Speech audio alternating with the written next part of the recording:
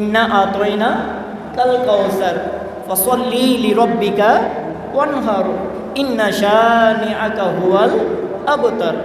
এখন আমার আয়াতে কারিমা সূরাতুল কাউসার তেলাওয়াত করলাম। আমি আজকে কথা বলবো পুরা সূরা কাউসার নিয়ে নয়, শুধু সূরা কাউসারের শেষের একটা শব্দ আবতার। ইন্না শানিআকা হুয়াল আবতার, আলিফ বা তা র, এই চারটা শব্দ নিয়ে কথা বলবো। এই চারটার ভিতরে অনেক কিছু উঠে আসবে। এই চারটার ভিতরে আমাদের জন্য শিক্ষণীয় বিষয় আসবে, আকীদাগত বিষয় আসবে, আমলগত বিষয় আসবে।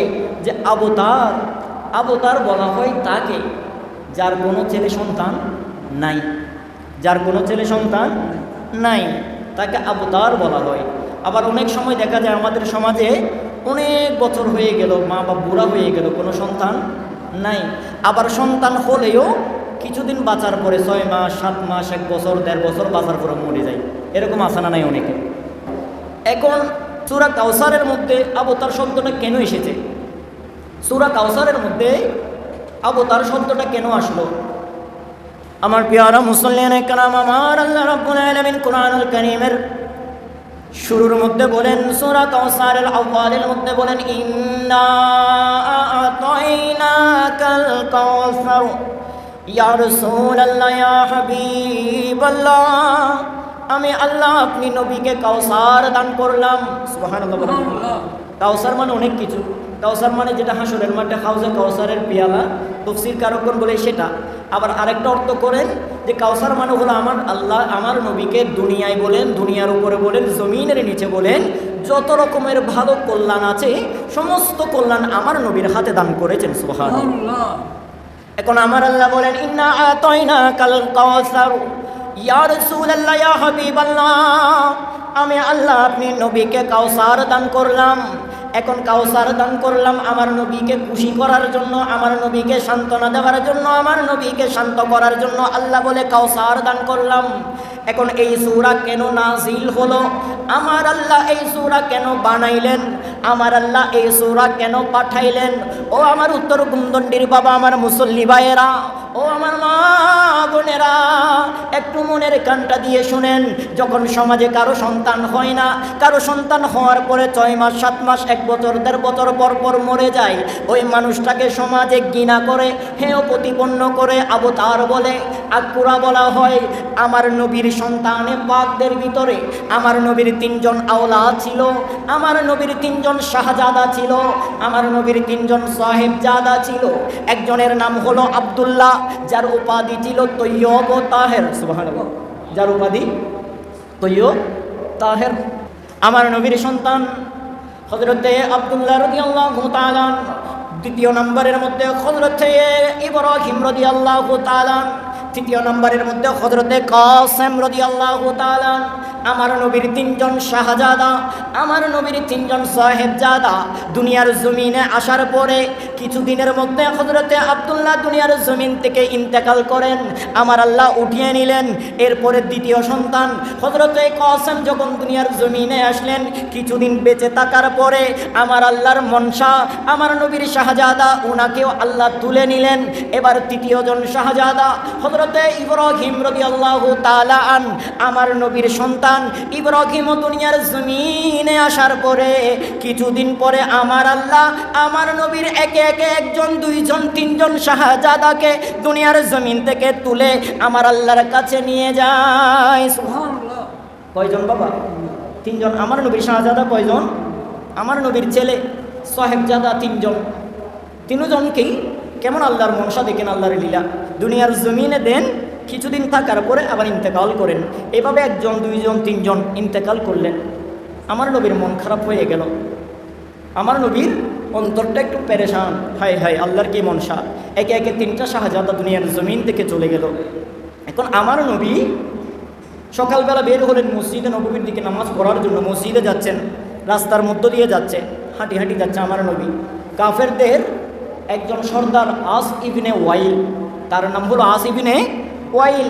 ওই আস ইবনে ওয়াইল দূরে এসে আমার নবীর সাথে কথা বলছেন, দূরে এসে আমার নবীর সাথে কথা বলছেন। কেন কথা বলছে জানেন? মহব্বত করে নয়, দুশ্মনী করে আসলো নবীর কাছে কথা বলছে। আস ইবনে ওয়াইলের সৈন্যসাথীরা আরও মানুষ বসা ছিল। আমার নবীকে যখন দেখলো, তাদেরকে ফেলে তাদের দল থেকে উঠে দূরে এসে নবীর সাথে কথা বলতে লাগলো। নবীর সাথে কথা বলতেছে, আর তার দলের বাকি মানুষগুলা তাকে ডাক দিয়ে বলে, ও আস ইবনে ওয়াইল, তুমি কার সাথে কথা বলো? তখন আস ইবনে ওয়াইল নবীকে অপমান করার জন্য, নবীকে কষ্ট দেওয়ার জন্য ওই তার সৈন্যদেরকে বলে, ও আমার কাফির সৈন্যরা, আমার বন্ধুরা, আমি আবতার নবীর সাথে কথা বলছি, আমি আকুরা নবীর সাথে কথা বলছি, আমি আবতার নবীর সাথে কথা বলছি, যেই নবীর কোনো সন্তান দুনিয়ায় বাঁচি থাকে না, যেই নবীর কোনো আওলাদ দুনিয়ায় নাই, আমি এমন নবীর সাথে কথা বলছি। বড় করে বলি না নাউজুবিল্লাহ? আর একটু বড় করে বলেন না নাউজুবিল্লাহ?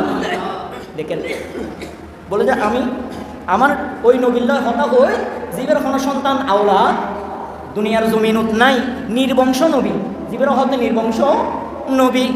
আমার নবী যখন এই কথা শুনলেন, নবী পাক সাল্লাল্লাহু তাআলা আলাইহি ওয়াসাল্লামার নূরানি চোখ মুবারক দিয়ে পানি বের হয়ে গেল। আমার নবী কাঁদতে লাগে। আমার নবীর কান্নার পানি চোখ বেরিয়ে গাল মুবারকের মধ্যে যখন পড়ে, আমার আল্লাহ ডাক দিয়ে জিবরিলকে বলেন, ও জিবরিল, আমি আমার মুস্তাফার চোখের সেই পানি মুবারক যদি জমিনের মধ্যে পড়ে, আমি আল্লাহ কসম করে বললাম আজকেই কিয়ামত সংগঠিত করে দিব।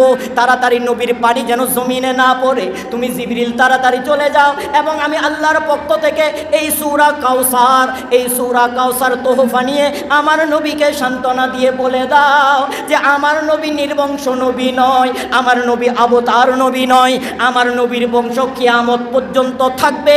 কিন্তু মক্কার আবু জাহেল, আবু লাহাব, উতবা, শাইবা, আস ইবনে ওয়াইলের বংশ কোনোদিন পৃথিবীর জমিনে থাকবে না। তারা মারা যাওয়ার পরে তাদের নাম নেওয়ার মতো কোনো মানুষ থাকবে না।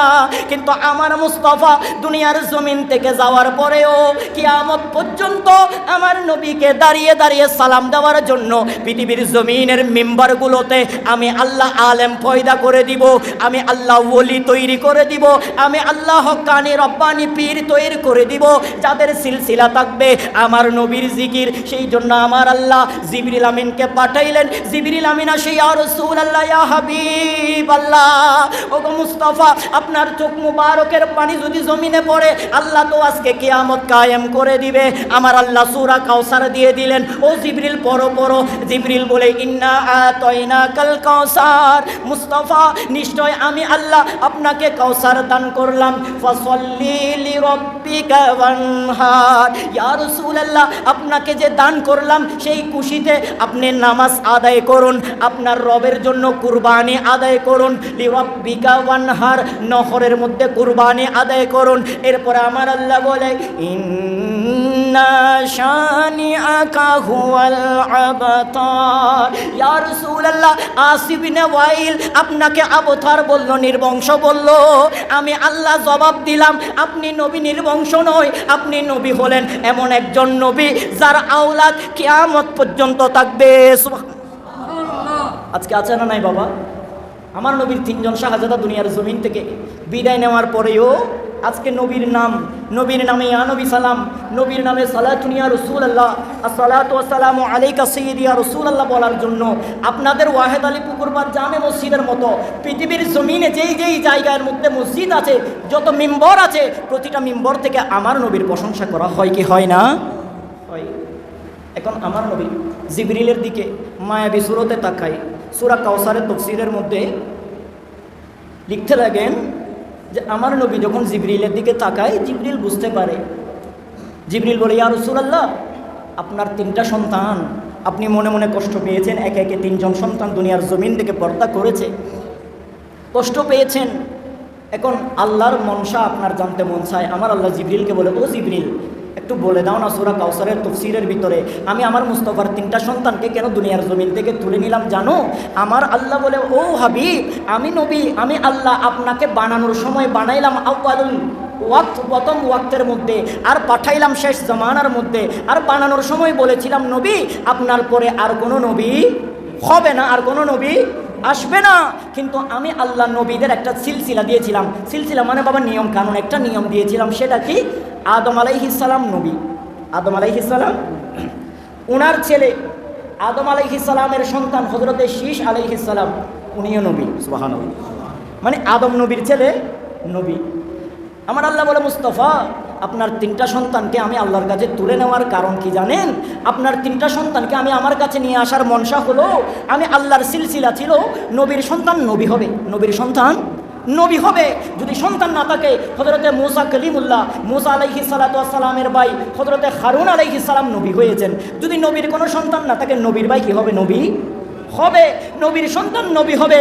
ইয়া রাসূলুল্লাহ, এখন আমি আল্লাহ আপনাকে পাঠানোর সময়ও মনসা করেছিলাম আপনার পরে আর কোনো নবী হবে না, আপনি হবেন শেষ নবী। আপনি নবীও হাদিসে পাকের মধ্যে বলেছেন, লা নবিয়্যা বা'দা, আমি শেষ নবী, আমার পরে আর কোনো নবী আসবে না। ইয়া রাসূলুল্লাহ, আমি আল্লাহর সিলসিলা মতো নবীর সন্তান নবী হবে। এখন আপনার সন্তান যদি দুনিয়ার জমিনে থাকে, আপনার পরে তো তারা নবী হবে নিয়ম মাফিক, কিন্তু আমি আল্লাহ তো আপনি নবীর জবান থেকে বের হওয়া কথাকে মিথ্যা করতে পারি না।